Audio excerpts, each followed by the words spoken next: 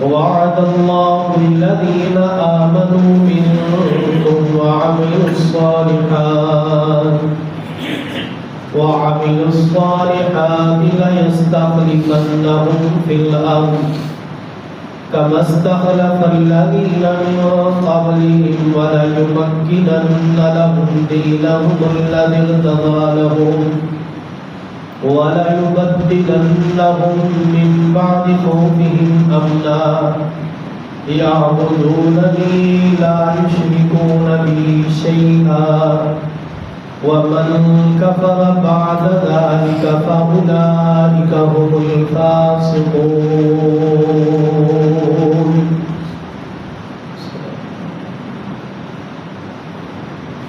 اللہ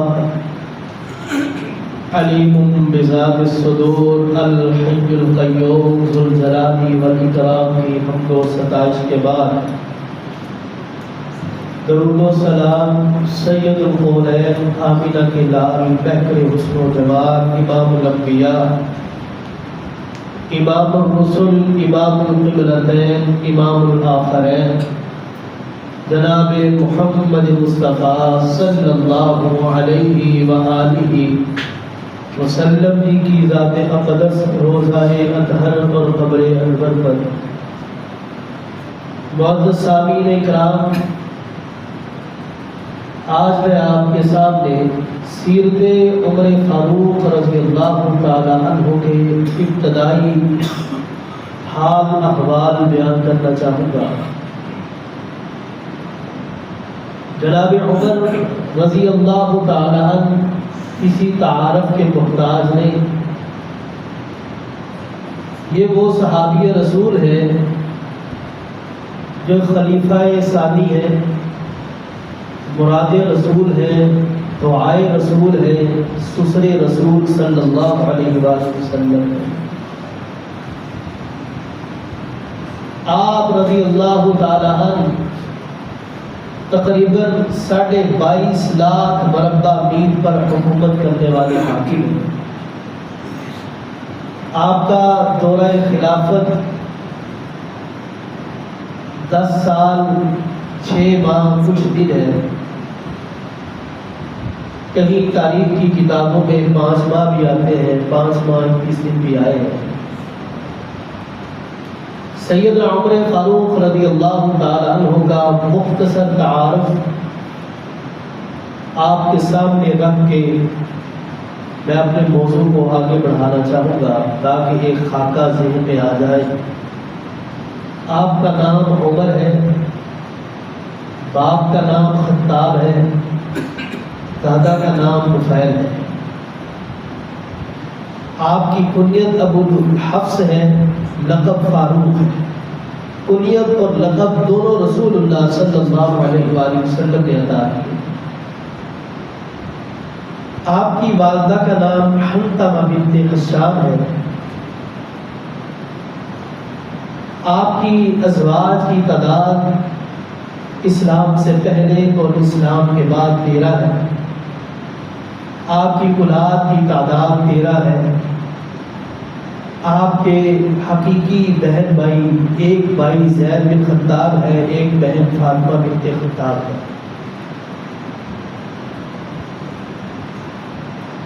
آپ رضی اللہ تعالیٰ عنہ سے جو احادیث کی تعداد ہے وہ 539 ہے تقریباً، جو ذخیرہ حدیث میں آپ سے مروی۔ آپ صلی اللہ علیہ وآلہ وسلم کو جب بعثت ملی، قریش میں اس وقت کل 17 آدمی تھے جو پڑھے لکھے تھے۔ اس میں سے ایک سیدنا عمر بن خطاب رضی اللہ تعالیٰ عنہ تھے۔ آپ کے خاندان کو یہ شرف حاصل ہے کیونکہ آپ کے خاندان کے لوگ بڑے بڑے سردار ہیں۔ اسلام قبول کرنے سے پہلے بھی جب کسی ملک کی طرف کوئی سفیر بنا کر کے بھیجا جاتا تو وہ آپ کے خاندان سے ہی ہوتے تھے۔ آپ رضی اللہ تعالیٰ عنہ علم حدیث کے اندر صحابہ کے اندر محدث جیسا مقام رکھتے تھے۔ آپ رضی اللہ تعالیٰ عنہ کی اسلام قبول کرنے کی وجہ سے اسلام کو عزت ملی. سیدنا عبداللہ بن مسعود رضی اللہ تعالیٰ عنہما فرماتے ہیں آپ رضی اللہ تعالیٰ عنہ کے اسلام قبول کرنے کی وجہ سے کعبۃ اللہ میں مسلمان یکجا ہو کر کے اللہ کی عبادت کے لیے اکٹھے ہوئے.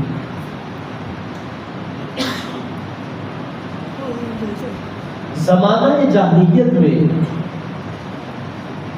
آپ رضی اللہ تعالیٰ عنہ اپنے والد کے ساتھ پہلے زمانہ جاہلیت کو سمجھے، پھر اس کے بعد ہم اسلام کی طرف لوٹے. آپ رضی اللہ تعالیٰ عنہ اپنے والد کے ساتھ اونٹوں کو چرایا کرتے تھے. آپ کا باپ خطاب بڑا سخت آدمی تھا اور اپنے والد کے ساتھ ہی آپ لکڑیاں بھی اکٹھیاں کیا کرتے تھے. عبد الرحمن بن حاتم فرماتے ہیں کہ ایک دن میں اور عمر بن خطاب رضی اللہ تعالیٰ عنہ حج یا عمرے کے لیے ہم روانہ ہوئے تھے. ایک صبح ہوئی تو صبح کا جب دن روشن ہوا آپ رضی اللہ تعالیٰ عنہ وہاں بیٹھے ہوئے تھے اور آپ کہتے کہ ایک دن وہ تھا مکہ سے 12 میل دور ایک مقام پر پہنچے. آپ فرماتے ہیں کہ یہاں پر میں اپنے باپ کے ساتھ اونٹوں کو چرایا کرتا تھا، لکڑیوں کو جمع کیا کرتا تھا. آج اللہ تعالیٰ نے مجھے وہ دن دکھایا ہے کہ لوگ میری مثالیں دیا کرتے تھے. آپ رضی اللہ تعالیٰ عنہ کسی تعارف کے محتاج نہیں ہیں. آپ رضی اللہ تعالیٰ عنہ اسلام سے پہلے بھی اور اسلام کے بعد بھی تجارت کیا کرتے تھے. کمزور ایمان والوں پر دورہ جاہلیت میں آپ اور آپ کے قبیلے کے لوگ مسلمانوں پر ظلم و ستم کیا کرتے تھے، ان کو مارا پیٹا کرتے تھے. آپ کے بہنوئی سیدنا سعید بن زید رضی اللہ تعالیٰ عنہ فرماتے ہیں کہ آپ رضی اللہ تعالیٰ عنہ نے مجھے اور اپنی بہن فاطمہ رضی اللہ تعالیٰ عنہ کو جب ہم نے اسلام قبول کیا ہمیں زنجیروں کے ساتھ رسیوں کے ساتھ جکڑ دیا گیا تھا. اتنے یہ سخت قسم کے آدمی تھے اور اتنا یہ مسلمانوں پر اس وقت ظلم و ستم کیا کرتے تھے جب انہوں نے اسلام قبول نہیں کیا تھا. پھر سیدنا عبداللہ بن مسعود رضی اللہ تعالیٰ عنہ فرماتے ہیں ما زلنا اعزتا منذ اسلم عمر. پھر اللہ تعالیٰ نے عمر رضی اللہ تعالیٰ عنہ کے اسلام قبول کرنے کی وجہ سے ہمیں عزت دی.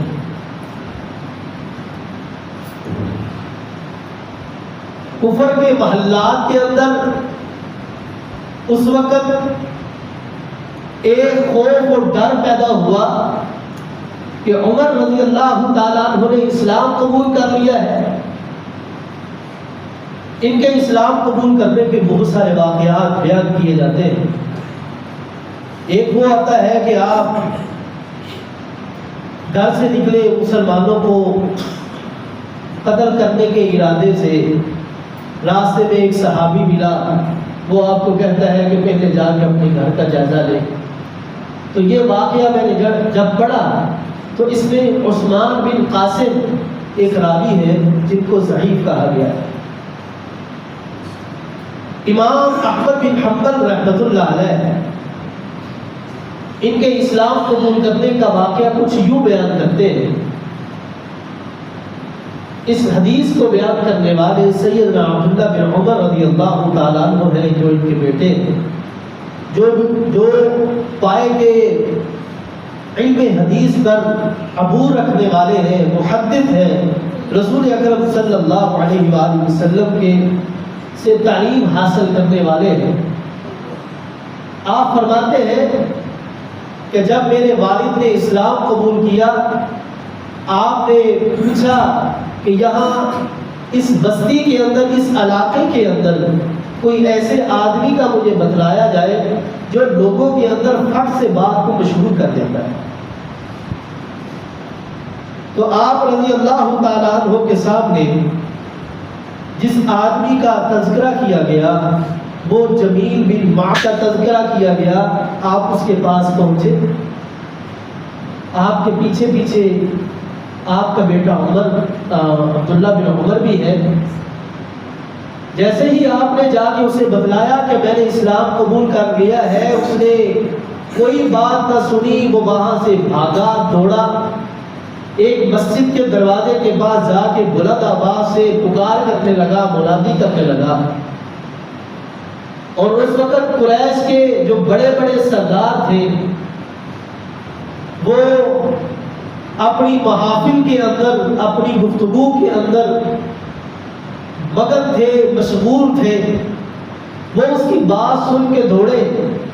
وہ کہتے ہیں کہ لوگوں سنو، عمر بن خطاب بے دین ہو چکا ہے، صافی ہو چکا ہے۔ سیدنا عمر کہتے ہیں کہ یہ جھوٹ بول رہا ہے، میں صافی نہیں ہوا، میں نے محمد عربی صلی اللہ علیہ وآلہ وسلم کو تسلیم کیا ہے، اپنے رب پر ایمان لایا ہوں، اور نبی صلی اللہ علیہ وآلہ وسلم کی بات کی تصدیق کی ہے۔ اس وقت وہ سارے لوگ سیدنا عمر بن خطاب رضی اللہ تعالیٰ عنہ کو مارنے کے لیے دوڑے، جبکہ آپ پر حملہ کیا گیا۔ کافی دیر تک لڑائی ہوتی رہی۔ جب دوپہر ہوئی، سورج اپنے جوبن پر پہنچا، وہ تھک ہار کے بیٹھے۔ سیدنا عمر بن خطاب کھڑے ہوئے لوگوں سے کہا رضی اللہ تعالیٰ عنہ کہ آپ اگر 300 افراد بھی ہوتے تو ہم ایک دوسرے کا فیصلہ کر دیتے۔ اسی اثناء میں عاص بن عمر سہمی ایک بزرگ تھا، جس وقت یہ دورہ جاہلیت میں تھے، وہ ایک دوسرے کے حلیف ہوا کرتے تھے۔ انہوں نے کہا لوگوں میری بات کو سنو، عمر بن خطاب رضی اللہ تعالیٰ عنہ نے اسلام اپنی مرضی سے قبول کیا ہے، کسی نے اس کے اوپر زبردستی نہیں کی، سب لوگ پیچھے ہوں گے۔ عمر بن خطاب رضی اللہ تعالیٰ عنہ کو چھوڑ دیا گیا۔ یہ ان کے اسلام لانے کا واقعہ ہے۔ برکیف سیدنا عمر بن خطاب رضی اللہ تعالیٰ عنہ کے متعلق سیدنا عبداللہ بن مسعود فرماتے ہیں کہ جب تم نیک لوگوں کی باتوں کی ابتدا کرو، ایک دوسرے سے نیک لوگوں کی باتیں سنا کرو یا سنایا کرتے ہو، تو ابتدا سیدنا عمر بن خطاب رضی اللہ تعالیٰ عنہ سے کیا کرو، کیونکہ یہ ایسے صحابی ہیں، یہ ایسے آدمی ہیں جن کے اسلام قبول کرنے کی وجہ سے اللہ تعالیٰ نے اسلام کو نصرت دی۔ سیدنا عمر بن خطاب رضی اللہ تعالیٰ عنہ وہ ہیں کہ جن کی وجہ سے جب یہ زمین پر بولتے تھے، اللہ تعالیٰ آسمان پر ان کی موافقت کرتے ہوئے قرآن کو نازل کر دیتا ہے۔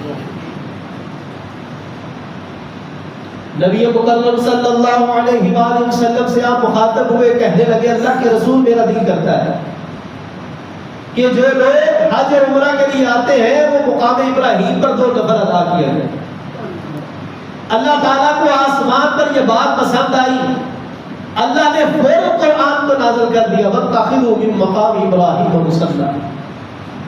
اور جو بھی بیت اللہ میں طواف کرنے کے لیے جاتا ہے، حج عمرے کی نیت کے لیے جاتا ہے، اللہ تعالیٰ نے اس کو حکم دیا ہے کہ وہ مقام ابراہیم پر 2 رکعت نماز ادا کرے۔ سیدنا عمر بن خطاب رضی اللہ تعالیٰ عنہ اللہ کے رسول سے مخاطب ہوئے، کہنے لگے اللہ کے رسول آپ کے پاس طرح طرح کے لوگ آتے ہیں، دور دراز سے بدو دیہاتی آتے ہیں، آپ کے ازواج مطہرات گھر میں ہوتی ہیں، آپ اپنی ازواج مطہرات کو حکم دیجئے کہ وہ ان لوگوں سے پردہ کیا کریں۔ اللہ تعالیٰ کو آسمان پر یہ بات پسند آئی، اللہ نے فوراً قرآن کو نازل کر دیا، یا ایھا النبی قل لازواجک وبناتک ونساء المؤمنین یدنین علیہن من جلابیبہن۔ اللہ تعالیٰ نے فوراً قرآن مجید کو نازل کیا اور ازواج مطہرات کو حکم دیا کہ وہ پردہ کیا کرے جو غیر محرم لوگ ہوتے۔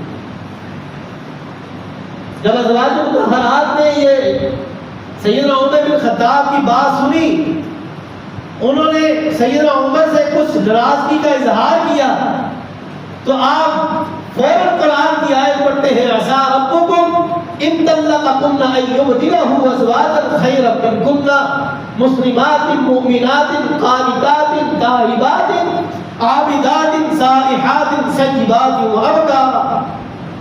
اے نبی کی بیویوں، اللہ تعالیٰ نے جو تمہیں پڑھنے کا حکم دیا جا رہا ہے اس پر عمل کرو۔ اگر تم عمل نہیں کرو گے تو ہو سکتا ہے اللہ تعالیٰ تمہاری جگہ پر کسی دوسری عورتوں کو لے آئے، تمہیں تمہارے نبی سے طلاق دلوا دے، اور وہ بیویاں قناعت کرنے والی ہوگی، عبادت کرنے والی ہوگی، مسلمان ہوگی، مومنہ ہوگی، اللہ اور اللہ کے رسول کی مکمل فرما برداری کرنے والی ہوگی۔ تیسرا مقام آتا ہے غزوہ بدر کا معرکہ ہوا، فتح نصیب ہوئی، کفار کے 70 قیدی جب پکڑے گئے، آپ اپنے اصحاب سے مشورہ کرتے ہیں۔ سیدنا صدیق اکبر رضی اللہ تعالیٰ عنہ آپ کو مشورہ دیتے ہیں، اے اللہ کے رسول، آپ ان قیدیوں سے فدیہ لے کر کے ان کو چھوڑ دیجئے۔ سیدنا عمر بن خطاب رضی اللہ تعالیٰ عنہ کہتے ہیں، اللہ کے پیغمبر، میرا آپ کو یہ مشورہ ہے آپ کو کہ جن کے رشتہ دار ہیں ان کو ان کے حوالے کیا جائے، میرے رشتہ دار مجھے دے دیے جائے، ابو بکر رضی اللہ تعالیٰ عنہ کے رشتہ دار ان کو دے دیے جائے، علی کے رشتہ دار ان کو دے دیے جائے، عقیل اور جعفر کے رشتہ دار ان کو دے دیے جائے، اور وہ ان کی گردنوں کو اڑا دیں۔ اللہ تعالیٰ کو یہ بات آسمان پر پسند آئی، اللہ تعالیٰ نے فوراً قرآن بنا کے نازل کر دیا، ما كان لنبي ان يكون له اسرى حتى يسخن في الارض تريدون عرض الدنيا والله يريد الاخره والله عزيز حكيم۔ کسی نبی کے لیے یہ جائز نہیں ہے، ما كان لنبي ان يكون له اسرى، اس کے پاس قیدی ہو، حتى يسخن في الارض، یہاں تک کہ وہ زمین میں خون بہا دے، تريدون عرض الدنيا والله يريد الاخره، اور وہ ارادہ رکھتا ہو دنیا کی زندگی کا، حالانکہ اللہ تعالیٰ تو آخرت کو پسند کرتا ہے، اور اللہ غالب ہے، حکمت والا ہے۔ یہ اللہ تعالیٰ نے سیدنا عمر فاروق رضی اللہ تعالیٰ عنہ کی جو باتیں ہیں جو اللہ کو پسند آئی، اللہ تعالیٰ نے ان کو قرآن بنا کے نازل کر دیا۔ کیا کہنے سیدنا عمر بن خطاب رضی اللہ تعالیٰ عنہ،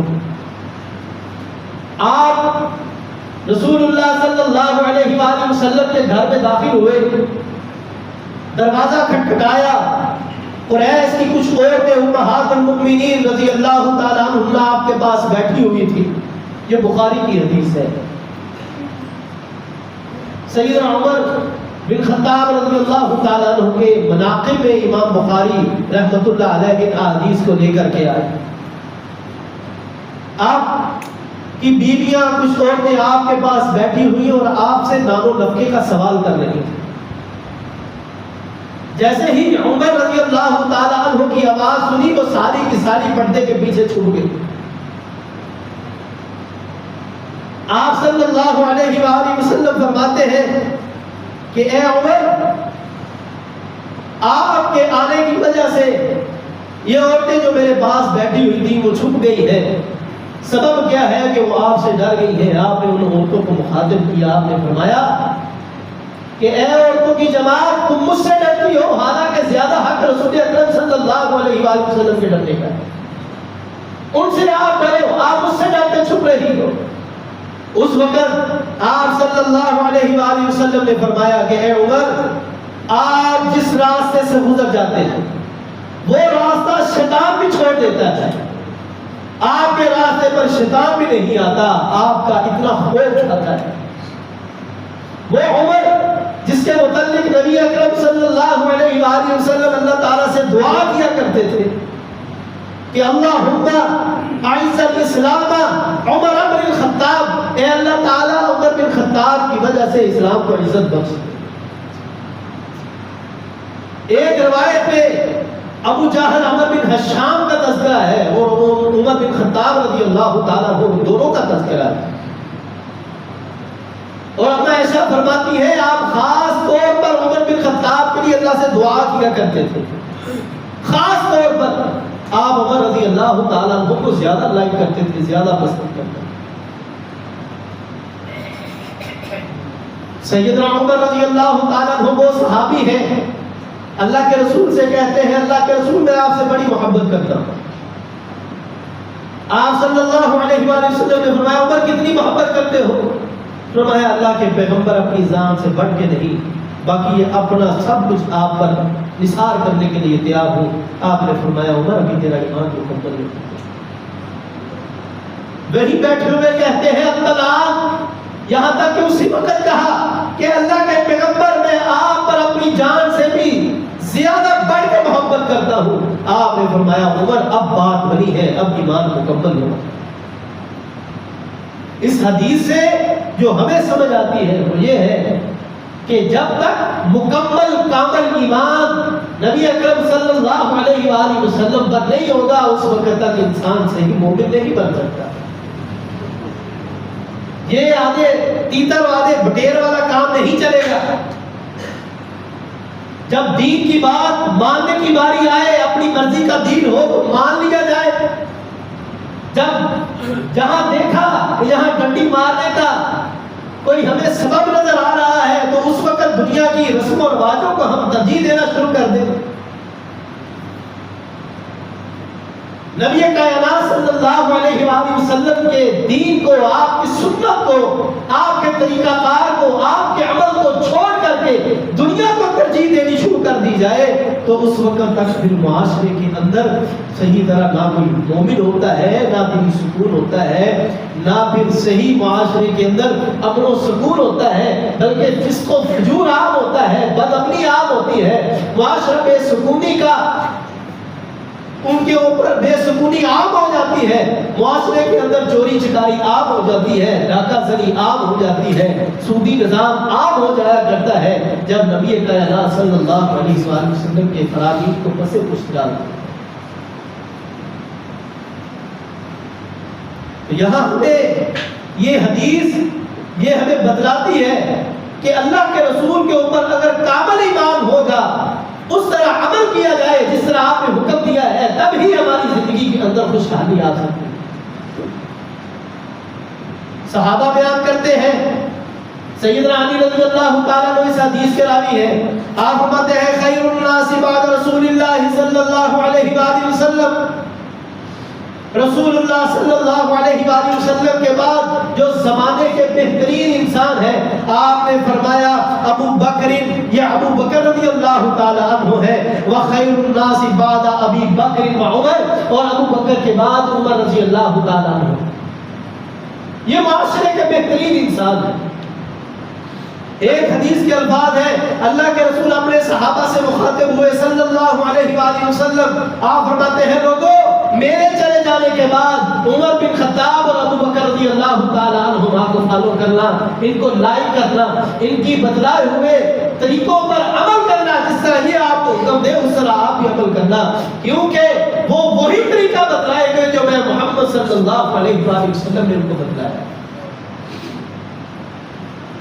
سیدنا عمر بن خطاب رضی اللہ تعالیٰ عنہ بڑے پائے کے محدث تھے، بڑے پائے کا علم رکھنے والے آدمی تھے۔ اللہ کے رسول فرماتے ہیں مجھے خواب میں دکھلایا گیا کہ میں جنت کی سیر کر رہا ہوں اور ایک محل ہے، اس محل کے باہر ایک عورت وضو کر رہی ہے اور وہاں ایک محل ہے، میں فرشتے سے پوچھتا ہوں جبرائیل علیہ السلام سے یہ محل کس کا ہے؟ آپ فرماتے ہیں کہ یہ آپ کے صحابی عمر رضی اللہ تعالیٰ عنہ کا ہے۔ اے عمر میں اندر داخل ہونے لگا تھا لیکن مجھے تیری غیرت نے وہاں داخل نہیں ہونے دیا۔ آپ نے عمر رضی اللہ تعالیٰ عنہ کو جب یہ بات بتلائی، آپ فرماتے ہیں اللہ کے رسول آپ مجھ پر غیرت کھاتے ہیں، اے اللہ کے پیغمبر آپ اس محل میں داخل ہو جاتے۔ سیدنا عمر بن خطاب رضی اللہ تعالیٰ عنہ وہ صحابی ہے جن کے متعلق اللہ کے رسول فرماتے ہیں کہ خواب کے اندر مجھے دودھ کا ایک پیالہ دیا گیا، وہ میں دودھ پی رہا ہوں، وہ دودھ میں نے اتنا سیر ہو کر کے پیا ہے کہ وہ دودھ کا جو اثرات ہے وہ میرے ناخنوں سے بھی باہر ہونے لگ پڑے۔ صحابہ پوچھتے ہیں اللہ کے رسول اس کی تعبیر کیا ہے؟ آپ فرماتے ہیں اس سے تعبیر عمر بن خطاب رضی اللہ تعالیٰ عنہ کا علم ہے۔ آپ صلی اللہ علیہ وآلہ وسلم فرماتے ہیں میری امت میں سب سے زیادہ رحم دل ابو بکر ہے انبیاء کے بعد، اور دین کے معاملہ میں سب سے سخت عمر بن خطاب رضی اللہ تعالیٰ عنہ، اور حیا میں سب سے زیادہ اگر کوئی سچا ہے وہ عثمان بن عفان رضی اللہ تعالیٰ عنہ۔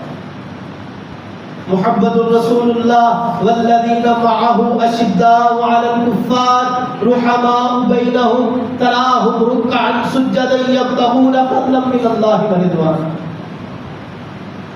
والذین معه اشداء علی الکفار، یہ جو کفار پر سختی ہے یہ سیدنا عمر بن خطاب رضی اللہ تعالیٰ عنہ۔ تو اس لیے سامعین اکرام آپ کے حال احوال بیان کرنے کے لیے ایک طویل وقت درکار ہے۔ آپ کی فہرست بہت لمبی ہے، 22.5 لاکھ مربع میل پر حکمرانی کرنے والے، حتیٰ کہ انگریز نکلے پر یہ بات کہتا ہے کہ اگر ایک اور عمر بن خطاب آ جاتا تو اسلام پوری دنیا میں پھیل جاتا، محمد عربی صلی اللہ علیہ وآلہ وسلم کا دین پوری دنیا میں غالب ہوتا۔ وہ الگ بات ہے کہ ہمارے ہاں عدالتی نظام جو اسلامی ہونا چاہیے تھا وہ نہیں ہے، اور جن کا اسلام سے دور دور تک تعلق نہیں ہے ان کی عدالتوں کے اندر آج اگر کوئی قانون کوئی عمل نافذ ہے قانون کا تو وہ عمر بن خطاب رضی اللہ تعالیٰ عنہ کا عدالتی نظام لے کے نافذ کیا۔ برکت یہ ایک الگ موضوع ہے، یہ بھی آپ کے سامنے بیان کروں گا۔ اللہ تعالیٰ ہمیں سیدنا عمر بن خطاب رضی اللہ تعالیٰ عنہ کی سیرت کو سمجھنے کی توفیق عطا فرمائے۔ آپ رضی اللہ تعالیٰ عنہ کے بڑے کارنامے ہیں، آپ نے اسلام کے لیے بہت قربانیاں دی ہیں۔ آپ رضی اللہ تعالیٰ عنہ نے اسلام کے لیے نبی اکرم صلی اللہ علیہ وآلہ وسلم کا اس وقت ساتھ دیا ہے جب آپ تلے تنہا تھے۔ صحابی بیان کرتے ہیں اللہ کے رسول کے ساتھ عمر بن خطاب اس وقت کھڑے ہوئے جب اللہ کے رسول کو اپنے چھوڑ چکے تھے، اور ایسے صحابی ایسے ساتھی اللہ کے رسول کے ساتھ کھڑے ہوئے سیدنا عمر بن خطاب رضی اللہ تعالیٰ عنہ اسلام قبول کرنے والے 40ویں آدمی تھے،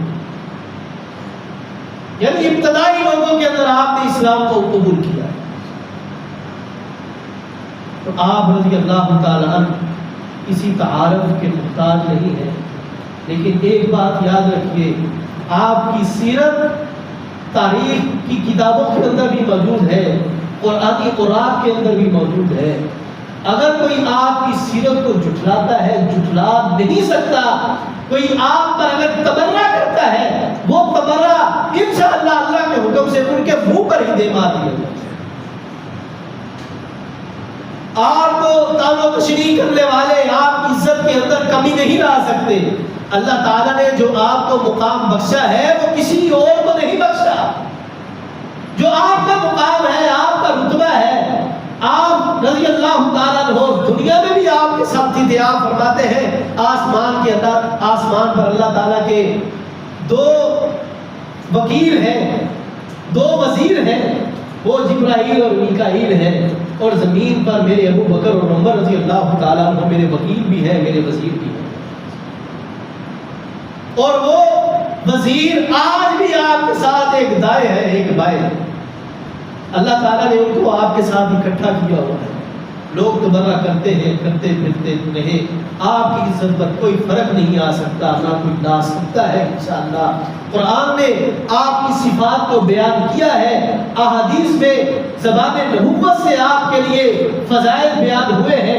انشاءاللہ وہ جب تک قرآن موجود ہے وہ پڑھے جاتے رہیں گے، جب تک علم حدیث کے طلاب موجود ہیں، علم حدیث کی کتب موجود ہیں، ان کو پڑھنے والے طلباء موجود ہیں، وہ انشاءاللہ ان احادیث احادیث کو، ان فضیلتوں کو پڑھتے رہیں گے اور لوگوں تک آپ کے چرچے کو عام کرتے رہیں گے، انشاءاللہ جب تک دنیا ہے، جب تک قیامت قائم نہیں ہو جاتی، سیدنا عمر بن خطاب رضی اللہ تعالیٰ عنہ کی شان اور عزت میں کوئی فرق نہ لا سکتا ہے، نہ لا سکے گا انشاءاللہ۔ اللہ تعالیٰ آپ کی سیرت کو سمجھنے کی توفیق عطا فرمائے۔